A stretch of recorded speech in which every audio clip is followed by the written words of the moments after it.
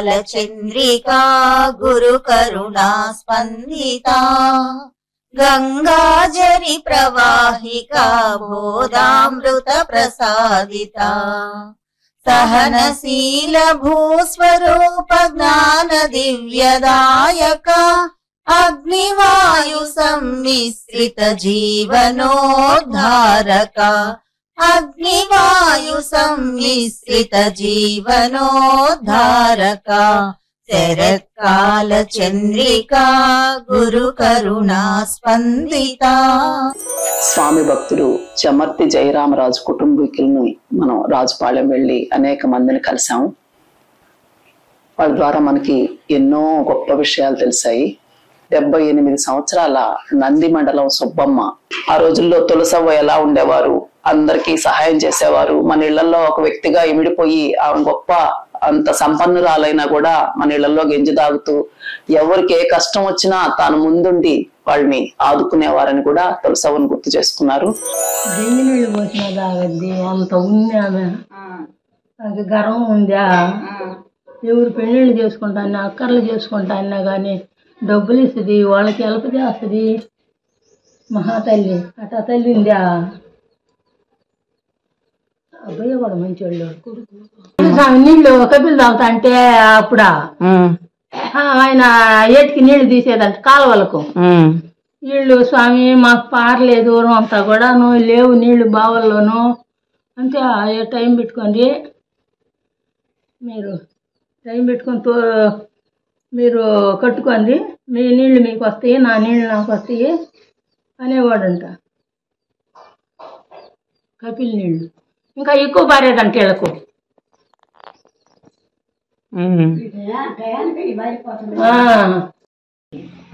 స్వామి అని పిలిచింది, అమ్మ అని పిలిచింది. పిలిస్తే లేచిన ఏం స్వామి అని ఏం అడగల, నాకు తిని పెట్టింది. నేనేం అడిగాను స్వామిని. అమ్మాయినమ్మా అని శనక్కాయలు కాల్చుకొని వచ్చి పెట్టాలమ్మా అనింది. శనక్కాయలు నేను కాల్చుకొని పోయి ఆమెను పెట్టి. ఇంకొక విషయం ఏంటంటే ఈ ముక్కు తిరుపాలయ్య ఇంటికి ఆ పక్కిళ్లలోనేనంటే సుబ్బమ్మ ఉండేది. తిరుపాలయ్య ఒక రోజు సుబ్బమ్మను పిలిచి, అమ్మా స్వామి నాకు ఇలా చెప్తున్నాడు, జయరామరాజు హాస్పిటల్లో ఉన్నాడంట, ఒక్కసారి పోయి ఆయనకి సహాయం చేయమండి అని చెప్తున్నాడు, నువ్వు పోయి ఆయనకి ఏదన్నా కొద్దిగా డబ్బులు ఇచ్చిరా అమ్మా అని అన్నారు. ఈయన పెద్ద వయసులో ఉండేప్పటికి మతిస్థిమితం తప్పిపోయి చనిపోయిన జయరామరాజుని డబ్బులు ఇచ్చి రమ్మంటున్నాడు, ఆయన ఏంది ఇప్పుడు హాస్పిటల్లో ఉండేది అని ఈమె అనుకొని ఆయనకి ఏం అడ్డాని చెప్పకుండా ఇంట్లోంచి బయట వచ్చేసిందంట. వీధిలో వీళ్ళకి తెలిసిన వాళ్ళు కనిపించి జయరామరాజు మనవడు హాస్పిటల్లో చేరున్నాడు, ఈరోజు సంక్రాంతి పండుగ కాబట్టి వాళ్ళు ఎవరికి చెప్పుకోలేదు, బాగలేకుండా రాగానే ఇమీడియట్ గా తీసుకెళ్లి హాస్పిటల్లో చేర్చారని ఈ విషయం తెలిసింది. స్వామి వీన్నే ఇట్లా ఈ విధంగా చెప్పాడు అంటే ఆ కుటుంబీకుల్ని ఆయన చనిపోయిన తర్వాత కూడా స్వామి ఎంతగా వాడిని ఆదరించాడు అనేది కూడా ఈ సంఘటన ద్వారా మనకు తెలియవచ్చింది. తిరుపాలయ్య ఆయన జయరామయ్య బలి బాధల్లో ఉండు, నువ్వు పోయి రావాలి సుబ్బమ్మ జయరామయ్య కాడికి అనిండు. మళ్ళా కూడా నువ్వు ఎట్టయినా పోయి రావాలా, ఆయనకి ఏమన్నా జయరామయ్యకి ఏమన్నా ఇచ్చి రావాలి నువ్వు పోయి. నేనేం పలకలేదమ్మా, మూగ ముద్దాలు మీరు పిలుస్తా అంటే గమ్ముగా అన్నట్టే ఉన్నా. జయరామయ్య ఆడుండా నేను ఆడిపోయానా ఏం ఏమైనా టూళ్ళే వీళ్ళు వచ్చిన సంబంధించి ఏం చేసిన సమ్మాయికి చెప్పింది జయరామయ్య అని. చక్రమ్మ కొడుకు బాగాలేదా వదిన, పెద్ద కొడుకు అయిపోద్దు, పెద్ద పండుగ అవ్వద్దు అందుకని చెప్పిండు స్వామి. నారాయణమ్మకి చెప్పలా, నాకు చెప్పిండు. నన్ను పిలిచి ఆమె కూడా ఏనే ఉన్నిందిలే అన్నీ చెప్పిండు. మమ్మల్ని కడి చేసుకొని పోయాడండి. అలాగే ఈ చమర్తి కుటుంబీకుల్లో చమర్తి వెంకట సుబ్బరాజు జయరామరాజు నాకు పెదనాన్న అవుతారు, జయరామరాజు ఇలా ఉండేవాడు, నేను చిన్న వయసులో స్వామిని చూశాను, మా అక్క నారాయణమ్మ పెళ్లి విషయం కూడా స్వామి చెప్పినట్టే జరిగింది అని గుర్తు చేసుకున్నారు. ఆయన చెప్పింది కరెక్ట్ సుమా. మా కుటుంబానికి మా చిన్నక్క పెళ్ళప్పుడు ఒక దిక్కు పోతే ఒక దిక్కు పెట్టబోయే జరుగుద్ది అని చెప్పిండు. అది నారాయణమ్మ. ఎక్కడిచ్చారు? నెల్లూరులో ఉండాను. ఇప్పుడు ఉన్న పెళ్ళిళ్ళకి పోతే మీరు అట్టగా ఇక్కడ జరుగుతూ పోయి అని చెప్పేది. మాదేని కాదు ఎవరిదైనా చమర్తి లక్ష్మమ్మ, చమర్తి నరసింహరాజు వీళ్ళందరూ ఆ ఊర్లో ఎవరిని కదిలించినా ఎక్కువ మంది ఒక విషయాన్ని విశేషంగా చెప్పారు. జయరామరాజు మనవడు వరుసయ్యే చమర్తి సుబ్రహ్మణ్యం రాజు చిన్నప్పుడు దోగాడే వయసులో స్వామి దగ్గరికి వెళ్ళి స్వామి తంబురు పట్టుకున్నాడు.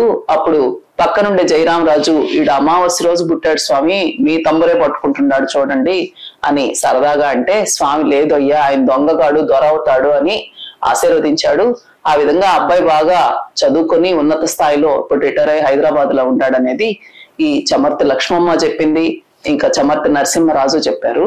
ఈ లక్ష్మమ్మ అయితే నా కొడుకు కూడా అమావాస్య రోజే పుట్టాడు స్వామి, వీడికి చదువు రాదమ్మా ప్రయోజకుడు కాడు అని చెప్పారు. ఆ విధంగానే ఉన్నాడు అని ఎంతో మంది ఈ విషయాన్ని మనకు తెలియజేశారు. మీ పేరమ్మా? లక్షమ్మ, చమర్తి లక్షమ్మ. మీ వయసు అమ్మా? మీ ఆయన పేరు? చెప్పండి. వెంకటస్వామి ఏమేం చేసింది మన ఊర్లో రాజపాలెంలో? లేస్తాడు, గుడ్డల తీసుకునేది 3 సార్లు మంత్రిస్తాడు, 3 కొట్లు కొట్టుకొని పంచ బాగాలేని వాళ్ళు పిల్లవాళ్ళు బాగా కూడా బస్సులో అడిగితే కూడా చెప్పినా నేను. ఉదయాన్నే మంత్రిస్తాడు, అవన్నీ బాతుడు, బయలుదేసి బాతుడు, అట్లా అడవి మీదుగా బాతుడు పోయేది 11 ఆ ప్రాంతం వస్తుంది. అప్పుడు ఒక పూట అన్నం తినేది ఆయన స్వామి. ఆయన అన్నం తిన్న తర్వాత సితారాంత ఆయన మంట కాడనే అగ్ని కాడనే ఆడ కూర్చుంటాడు. మళ్ళా సాయంత్రం ఏందండి ఆయన అన్నం గిన్నె ఒక పూట అన్నం వెంకటేశ్వరం. గుర్తు బాగా మాకు. మీ ఇంట్లో స్వామి చెప్పి ఏమన్నా జరిగి ఉంటే? స్వామి చెప్పింది, మా కొడుకు అమాసనాడు పుట్టిండు, దొంగగాడు దొరగానే బతుకుతాడు నిండు, దొరలా దొంగ ఆ ఉద్యోగం లేదు సత్యోగం ఎక్కడైనా బతుకుతాడు. ఏ పేరమ్మా మీ అబ్బాయి పేరు? మా అబ్బాయి పేరు రావణరాజు. మా అక్క కొడుకు మటు చెప్పిండు దొర ఇప్పుడతాడు, దొర అవుతాడని. ఆయన అక్క కొడుకు కూడా అమాసనాడు పుట్టి వాడు ఇంజనీర్ అయింది. మీకు ఏం చెప్పాడు స్వామి? స్వామి అయితే అబ్బాయికి చదివే రాదు, ఏ విద్యకు పైరాజుకుడు కాలేడని చెప్పిండు. నేను 20 ఏళ్ళ ఇక్కడ మంద బయట రామరాజు కొడుకు అయితే సుబ్రహ్మణ్యం రాజా అమావాస్య రోజు పుట్టిండట. అమావాస్య రోజు పుడితే తాంబూలో అంటే ఆయన పోయి పట్టుకున్నాడట. నేను పోయి అడిగానట, స్వామి తాంబూరు పట్టుకుంటే అమావాస్య రోజు పుట్టిందంటే, పట్టుకుంటే మళ్ళీ అమ్మ ఈయన దొరవుతాడు దొంగగాడులే అని చెప్పింది. ఇంజనీర్ అయ్యాడు.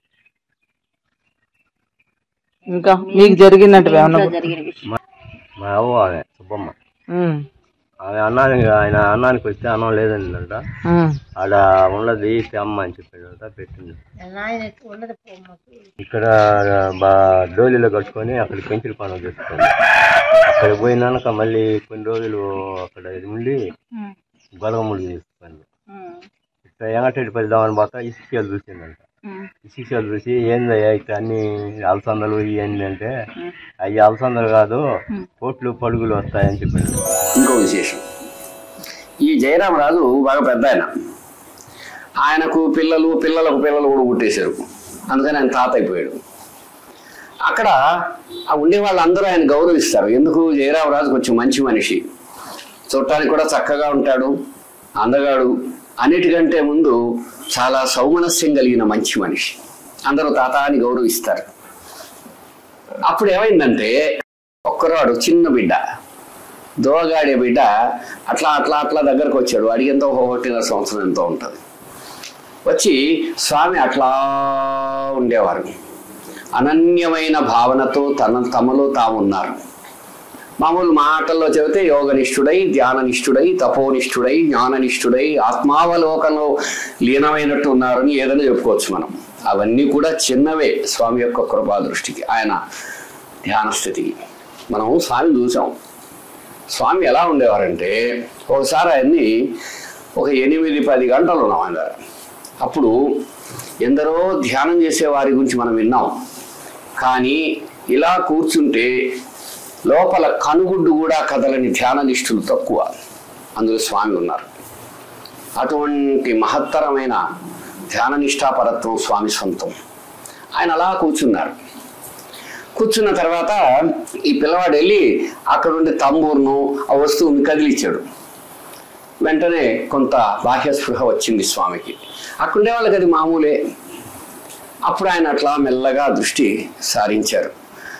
అప్పుడు ఆయన సరదాగా అన్నాడు ఆ తాత చమర్తి జయరామరాజు, స్వామి వీడు అమావాస్య ఆదివారం రోజు పుట్టాడు, వాడు చూడండి. అంటే ఏమిటి? అమావాస్య ఆదివారం రోజులు పుట్టినవాడు అయితే దొంగ అవుతాడు, లేకపోతే మంచివాడు అవుతాడు అని ఒక లోక ప్రవాదం ఉంది. అనేటప్పటికి మీ తంబూరకే ఎసురు పెట్టాడు, అంటే వీడు ఇంత చిన్న వయసులోనే దాన్ని దొంగిలించబోతున్నాడు అని అర్థం వచ్చేది. ఆయన జోక్ చేశాడు. లేదయ్యా, ఆయన మా గొప్పవాడు అవుతాడు అని మహదాశీర్వాదాన్ని స్వామి ఇచ్చాడు. ఈ ఆశీర్వాదం ఎంత గొప్పదో మనం చూద్దాం.